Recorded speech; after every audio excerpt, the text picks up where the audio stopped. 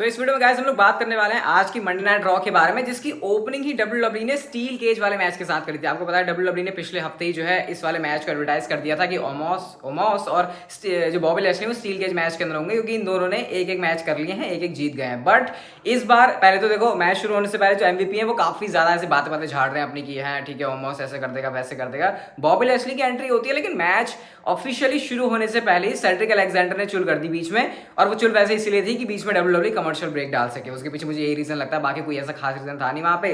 अब जब ओमोस और बॉबी लैशली की फाइट शुरू होती तो उससे पहले बॉबी लैशली की थोड़ी सी हालत खराब थी, ज्यादा नहीं थोड़ी सी।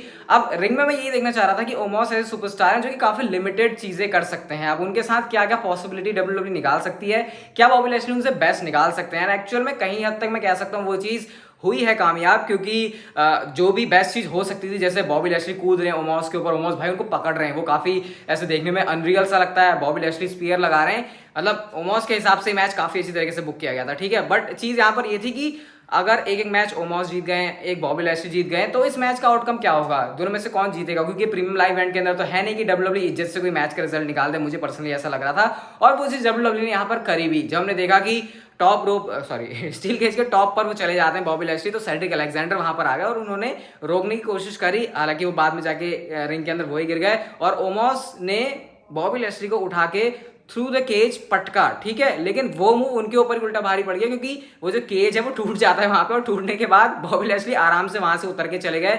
ओमोस भी लाइक यार मैंने तो मारा था बॉबी लैशली को, ये मैच कैसे जीत सकता है। अब माइक रूम ने जब अनाउंस भी किया इस चीज को, तो उन्होंने ये कहा कि मैच का जो रिजल्ट है वो बड़े यूनिक तरीके से निकला है, बट जो विनर है मैच के वो बॉबी लैशली है। और एमवीपी के जो रिएक्शन थे भाई, मतलब ऐसे रिएक्शन थे कि वो इतने फ्रस्ट्रेटेड हैं कि जाने कितना ही बड़ा उनके साथ स्कैम हो गया। ओमोस भी वहां पर देख रहे हैं कि यार मैंने तो सब कुछ सही किया था, बट रिजल्ट यहाँ पर उनके फेवर में नहीं निकला। तो फिलहाल स्टील केज मैच में जीत गए बॉबी लैशली, बट अभी इनके बीच चीजें खत्म नहीं होने वाली। आई थिंक अभी इनकी जो स्टोरी लाइन है वो प्रोग्रेस करेगी, और अब इसको देखने में मजा आ रहा है, क्योंकि डब्ल्यूडब्ल्यूई यहाँ पर यूनिक फिनिशेस कर रही है। आज का रिजल्ट मुझे काफी सही लगा कि पटका ओमोस ने, लेकिन जीत गए बॉबी लैशली, तो दोनों के यहाँ पर बराबर वाली साइड हो गई। अब देखते हैं जब इनकी जो आगे कहानी प्रोग्रेस करती है तो यहाँ पर अपर हैंड किसको मिलता है। नेक्स्ट मैच होता है मुस्तफा अली और थियरी का। लेकिन थियरी मैच में कहते हैं कि तुम्हें क्या लगता है कि तुम्हारा मैच मेरे साथ होने वाला है। मैंने पहली चीज जो कि विंस मैकमैन से सीखी थी वो था एक्सपेक्ट दी अनएक्सपेक्टेड, और यहाँ पर वो नया अपोनेंट लेकर आ गए मुस्तफा अली के लिए। गेस व्हाट, ये कोई और नहीं बल्कि वीर महान थे। वीर महान आते हैं, और आज पहली बार, क्योंकि मुस्तफा अली एक ठीक ठाक सा अपोनेंट आया था वीर महान के सामने, तो देखकर लगा कि वीर महान को प्रॉब्लम हो रही है, बट वो प्रॉब्लम उतनी भी नहीं थी कि उनको मैच में जो है दिक्कतें खड़ी हो जाए। उन्होंने जो है जो भाई वो क्लोथ लाइन मारते हो कितनी जबरदस्त मारते हो, उसको देखने में मजा आता है। मिज ने हालांकि क्योंकि वो स्पेशल गेस्ट रेफरी थे तो काफी परेशान किया मुस्तफा अली को, कहीं ना कहीं उसका भी एडवांटेज वीर महान को मिला, और बाद में अपने क्लच में फंसा के मुस्तफा अली ने टैप आउट कर दिया, और टैप आउट कर दिया तो भाई ये बहुत बड़ी बेइज्जती थी। हालांकि बाद में उनका जो अटैक है वो कंटिन्यू रहता है, और थियरी की तरफ से ये डिमांड की जाती है, थियरी मिज या किसी ने तो ऐसे कहा था कि जो अनाउंसर टेबल है उसके ऊपर पटका जाए जरा मुस्तफा अली को। हालांकि सेव करने के लिए यहाँ पर आते हैं मिस्टीरियोस। हमको डोमिनिक एंड रे मिस्टीरियो दोनों ही देखने को मिलते हैं। शुरू में तो वीर महान ने बार बार रिंग में चढ़ने की कोशिश करी कि वो कुछ करें, हालांकि फिर भी अपर हैंड यहाँ पे मैं नहीं कह सकता कि मिस्टीरियोस को मिला। जब हाथ में पकड़ा होता है उन्होंने डोमिनिक को, और जो मिस्टीरियो उनके ऊपर ही कूद जाते हैं। वीर महान गिरे जरूर, लेकिन उसके बाद वो खड़े भी हो गए, बट ये ऐसा नहीं था कि वीर महान को वीक दिखा दिया। तो मैं कह सकता हूं कि काफी स्ट्रॉन्ग बुकिंग अभी भी चल रही है वीर महान की, मतलब दो बंदे सामने हैं और वो भी मिस्टीरियो, जैसा कोई छोटे मोटे तो है नहीं, बावजूद इसके वीर महान काफी स्ट्रॉन्ग दिखाई दिए। तो अब यहां से क्लियर पता लग रहा है कि जो वीर महान की स्टोरी लाइन है वो मिस्टीरियोस के साथ ही प्रोग्रेस करने वाली है। अभी इसमें कुछ भी एंड नहीं हुआ है, और मैं यहाँ से देखना चाहूंगा कि अब किस तरीके से डब्ल्यूडब्ल्यूई वीर महान को बुक करती है, क्योंकि अब कोई पहली जो मेजर फ्यूड है शायद वो वीर महान की शुरू हो रही है। इसके बाद गाइस हमको रिडल और जिमी ऊसो का भी मैच देखने को मिलता है, जहां पर रिंग साइड पर रैंडी ओर्टन नहीं थे, तो अकेले में सारा काम करना था रिडल को, लेकिन रिंग साइड पर जिमी ऊसो के साथ जे ऊसो जरूर होते हैं। और सीन यहाँ पर कुछ ऐसे बनता है कि मैच में हमने एंड में ये देखा कि जो जिमी ऊसो है उन्होंने जे ऊसो की मदद करी कि वो पिन करवा लें रिडल को। हालांकि वो चीज रेफरी ने देख ली और उन्होंने रिंग साइड से उनको इजेक्ट कर दिया।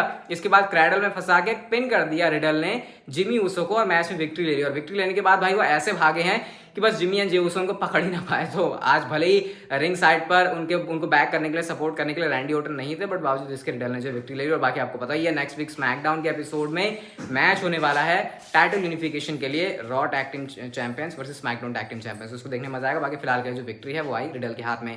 जजमेंट डे भी हमको देखने को मिलती है पूरी की पूरी, रिया रिप्ली बीच में एज और साइड में डेविन प्रीस्ट, और तीनों ही तीनों सुपरस्टार अपने बारे में जो स्टेटमेंट दे रहे हैं, और वो कहीं ना कहीं एजे स्टाइल्स, फिन बैलर, इन सबको ये सजेस्ट कर रहे हैं कि या तो तुम हमारी साइड आ जाओ या फिर तुम हमारे पैरों पर पड़े हुए हो गए। अब ये चीज में से किसी भी चीज को एक्सेप्ट होगी Finn Balor AJ Styles Liv Morgan करने नहीं वाले, लेकिन इसके बाद हमको Los Lotharios versus Finn Balor and AJ Styles का टैग टीम मैच देखने को मिलता है। और लिव मॉर्गन यहाँ पर साथ में खड़ी हुई थी। अब लिव मॉर्गन क्यों खड़ी हुई थी, क्योंकि आपको पता है रिया रिप्ली के साथ जो है स्टोर लाइन चल रही है, तो ऐसी सपोर्ट करने के लिए यहाँ पर वो थे। और मैच का जो फिनिश है ऑब्वियसली वो AJ Styles and Finn Balor के साथ में निकलना था। होता है यहाँ पर कुछ ऐसा है कि फिन बैलर ने अपना कूडी ग्रास लगाया और वहां से फिनोमिनल फोरआर्म लगा और इस तरीके से विक्ट्री मिल गया। अब लॉस लोथारियोस जैसे टीम जो है एजे स्टाइल्स फिन बैलर को थोड़ी हरा सकती है, तो वो चीज यहाँ पर जो है हो जाती है।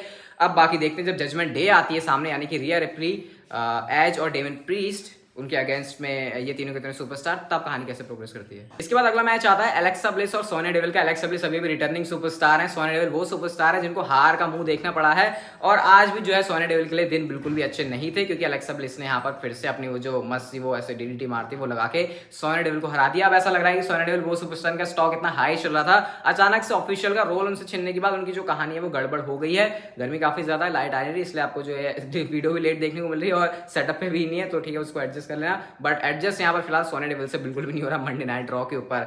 नेक्स्ट कोडी रोड्स चैलेंज करते हैं सेथ रॉलिंस को। कोडी रोड्स रिंग में आते हैं, बात करते हैं कि कैसे सेथ रॉलिंस वो बंदा है 2012 के टाइम में जब वो आया, उसने शील्ड बनाई, उसने टैग टीम चैंपियनशिप जीती, उसने गोल्ड जीता, लेकिन दूसरी साइड पर मैं क्या कर रहा था, मतलब अपनी जर्नी और सेथ रॉलिंस की जर्नी को कोडी रोड्स कंपेयर कर रहे होते हैं कि उन्होंने क्या कुछ कर लिया, मैं क्या कुछ नहीं कर पाया। बट यहाँ पर उन्होंने कहा कि लाइफ में दोबारा मौका मिलता है और उस दोबारा मिले हुए मौके को हमको फॉर ग्रांटेड नहीं लेना चाहिए। और यहाँ पर कोडी रोड्स बात कर रहे थे एक और मौका देने की सेथ रॉलिंस को मैच के लिए, क्योंकि आपको पता है सेथ रॉलिंस कोडी रोड्स के बीच में अभी जो 2 मैच हुए हैं रेसलमेनिया के अंदर, रेसलमेनिया बैकलैश के अंदर, दोनों बार कोडी रोड्स ही जीते। तो यहाँ पर कोडी रोड्स ने कहा कि कोडी वर्सेस रॉलिंस पार्ट 3, लेकिन इस बार ये होगा स्टिपुलेशन के साथ और बिल्कुल वैसे जैसे हम लोग सोच रहे थे। हेल इन अ सेल के अंदर कोडी रोड्स ने सेथ रॉलिंस को चैलेंज कर दिया, ठीक है।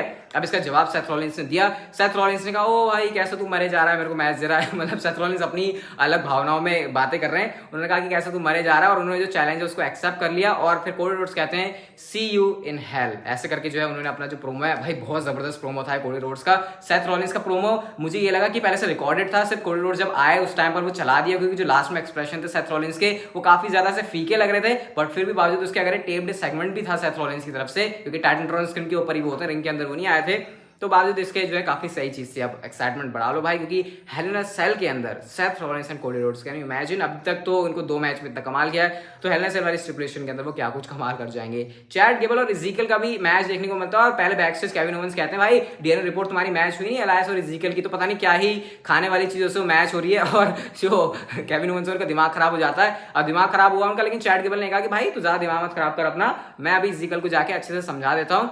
अब इज़ीकियल को जाके उन्होंने समझाया, उनके साथ जो उनका मैच भी होता है, लेकिन मैच का जो रिजल्ट है वो अगेन निकलता है इज़ीकियल के ही फेवर में। उन्होंने जो है चैट केबल को पिन करके वहां से सरक लेते हैं। जब तक केविन ओवेंस और ओटिस आते हैं तब तक इज़ीकियल वहां से दुम दबा के भाग जाते हैं। लेकिन इज़ीकियल की इन रिंग स्किल्स काफी इंप्रूव हुई है एलायंस के कंपैरिजन में। हाँ एलायंस इज़ीकियल अलग अलग है, मुझे भी पता है, मैं नहीं मुझे पता है केविन ओवेंस के साथ ही में दोनों एक ही बंदे हैं। उन्होंने जो वो नी लगाई ना टॉप पे चढ़ के, वो काफी मस्त तरीके से लगाई थी, तो उसको देखने में मुझे काफी मजा आया। बाकी अब देखते हैं इज़ीकियल और केबल की जो स्टोरी, सॉरी इज़ीकियल और केविन ओवेंस है नेक्स्ट वीक के लिए कुछ करने वाले हैं, तो वहां पर क्या सीन बनता है। शो के मेन इवेंट की बात करते हैं तो यार यहाँ पे बिल्कुल भी मजा नहीं आया मुझे। आस्का और बेकी लिंच का नंबर 1 कंटेंडर बनने के लिए मैच था। ओरिजिनली मैच 6 पैक वाला होने वाला था, लेकिन पता नहीं क्या चुल हुई, कुछ तो कंट्रोवर्सी हो रही है यहाँ पर न्यूयॉर्क में साशा बैंक्स की, वो मैच ही चले जाते हैं, तो जो 6 पैक चैलेंज था वो सिंगल्स मैच में बदल गया।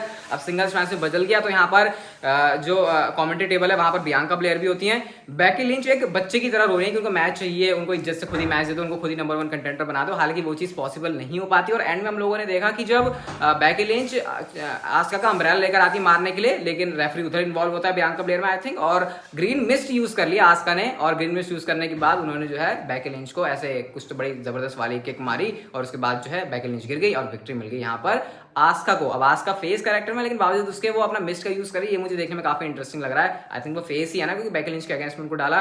तो इस तरीके से आज मंडे नाइट रॉ का एपिसोड था, बहुत कुछ अच्छा नहीं था, शुरुआत अच्छी तरीके से हुई, लेकिन एंड में आते आते तक जो है मामला थोड़ा सा फीका पड़ गया। लेकिन हाँ स्टील केज मैच ने डेफिनेटली मुझे इंप्रेस किया। बाकी अगर वीडियो आपको अच्छी लगी तो like share subscribe notification bell को ऑन कर दो, and see you guys in my next video.